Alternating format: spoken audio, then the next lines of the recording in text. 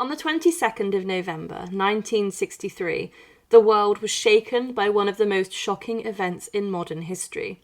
As he travelled throughout the streets of Dallas, Texas, in an open-top car, sat next to his wife, JFK, John Fitzgerald Kennedy.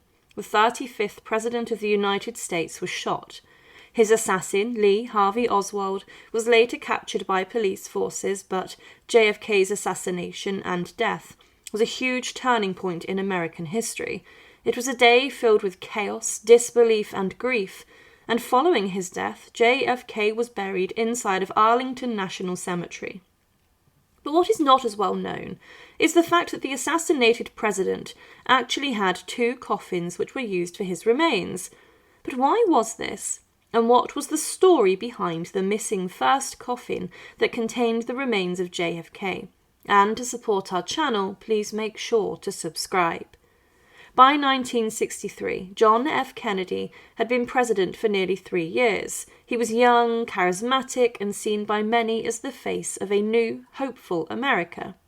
He had faced challenges such as the Cuban Missile Crisis in 1962, when the world came close to a nuclear war, and he had begun pushing for civil rights reforms at home. Kennedy and his wife Jacqueline, known to the world as Jackie, were adored by the public and the press. Their glamour and style had given the White House a sense of elegance that many compared to Camelot. But Kennedy's presidency was also controversial. He faced political enemies, Cold War tensions, and rising conflicts over Vietnam. He was travelling across the country to build support for his re-election campaign in 1964. Texas was a crucial state, and Kennedy decided to visit Dallas to ease tensions among Texas Democrats and rally voters. Kennedy arrived in Dallas on the morning of November 22, 1963. He and Jackie were greeted by cheering crowds at Love Field Airport. The First Lady wore a pink Chanel-style suit and matching pillbox hat, a look that would become one of the most haunting images in American history. Kennedy and Jackie rode in an open-top limousine with Texas Governor John Connally and his wife Nellie. The motorcade made its way through Dallas so that thousands of people could see the president. Spirits were high and Kennedy was smiling and waving as the motorcade turned onto Elm Street in Dealey Plaza just after 12:30 p.m. As the limousine drove past the Texas School Book Depository, shots suddenly rang out. Witnesses recalled hearing 3 loud cracks that sounded like firecrackers. In moments, the joyous atmosphere turned into horror. The first bullet struck President Kennedy in the upper back, exiting through his throat. The second shot hit Governor Connally, wounding him seriously, and the fatal shot struck Kennedy in the head, causing massive injuries. Jackie, sitting beside him, instinctively tried to hold him and then climbed onto the back of the limousine in shock, as if reaching for help. Secret Service agents rushed to the car and the motorcade sped towards Parkland Memorial Hospital. But the damage was already done, and at 1 p.m. doctors pronounced John F. Kennedy dead. He was just 46 years old. The announcement of Kennedy's death sent shockwaves through the United States and the world. Millions were glued to their televisions and radios as the news spread. People wept openly in the streets, schools dismissed classes, and in Washington, government officials were stunned. Vice President Lyndon B. Johnson, who had been riding in a car behind Kennedy, was quickly sworn in as the new president aboard Air Force One. Jackie, still wearing her blood-stained pink suit, stood beside him during the oath of office. She refused to change her clothes, reportedly saying, "I want them to see what they have done to Jack." Within hours of the assassination, police focused on a suspect, Lee Harvey Oswald, a 24-year-old former U.S. Marine who had defected to the Soviet Union before returning to the United States. Oswald worked at the Texas School Book Depository, the building where the shots had come from. He was arrested later that afternoon after fatally shooting a Dallas police officer, J.D. Tippit. Oswald denied killing Kennedy, claiming he was a patsy, and 2 days later, before he could stand trial, Oswald was shot and killed on live television by nightclub owner Jack Ruby. His murder deepened the mystery and suspicion surrounding Kennedy's death. Now, immediately after the assassination, someone from Kennedy's team called the O'Neill's funeral home in Dallas, requesting their best casket to be delivered to the hospital. The owner of the funeral home selected a bronze one with a white satin inland, and it cost in today's money around $40,000. After loading the coffin into a hearse, this was delivered to the hospital, and the funeral director was shocked by the condition of JFK's body.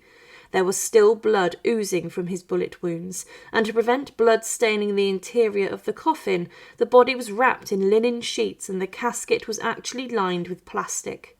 The autopsy was performed near to Washington, D.C., and the body was loaded onto the passenger section of Air Force One in this original coffin. But when the body reached Washington and the coffin was opened, it was found the body had leaked in places and stained the coffin. It was not a pretty sight at all.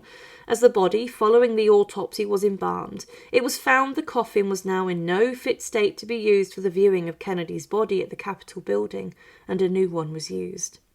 The funeral home that embalmed JFK then kept the original first coffin for over a year.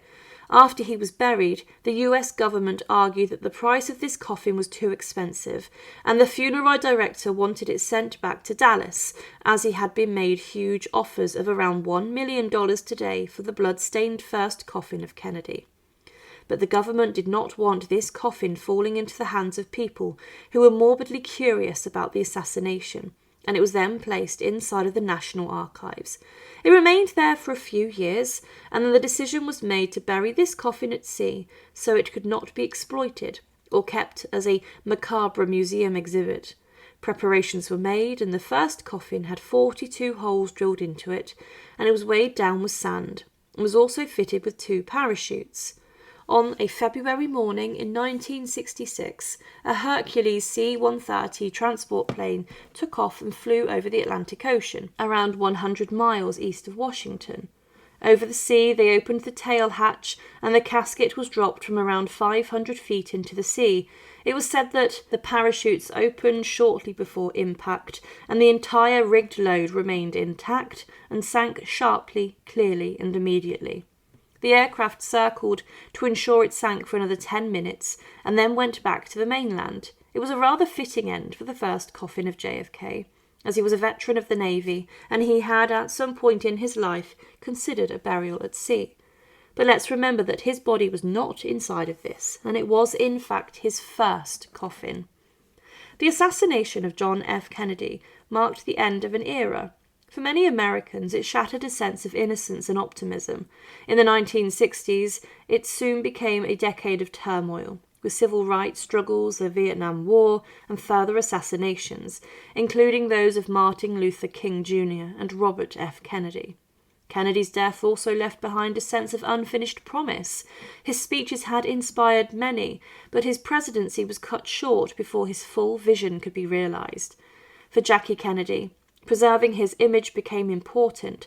She compared his presidency to the legend of King Arthur of Camelot, ensuring that people remembered him as a heroic figure. Even today, Kennedy remains one of the most admired American presidents. His assassination continues to be studied, discussed, and debated by the public, by historians and researchers. The death of John F. Kennedy was more than just a loss of a president. It was a moment that defined a generation, changing the course of American history. The tragedy in Dallas shocked the world, left deep scars on the United States, and gave rise to decades of speculation and mystery. More than 60 years later, the image of that day, Kennedy riding in the open car, the sound of shots ringing out, Jackie in her pink suit, and the eternal flame at Arlington, remains etched into collective memory. His life ended in violence, but his legacy of hope and vision continues to inspire. Thank you for watching, and to support our channel, please make sure to subscribe. And once again, thank you so much for watching.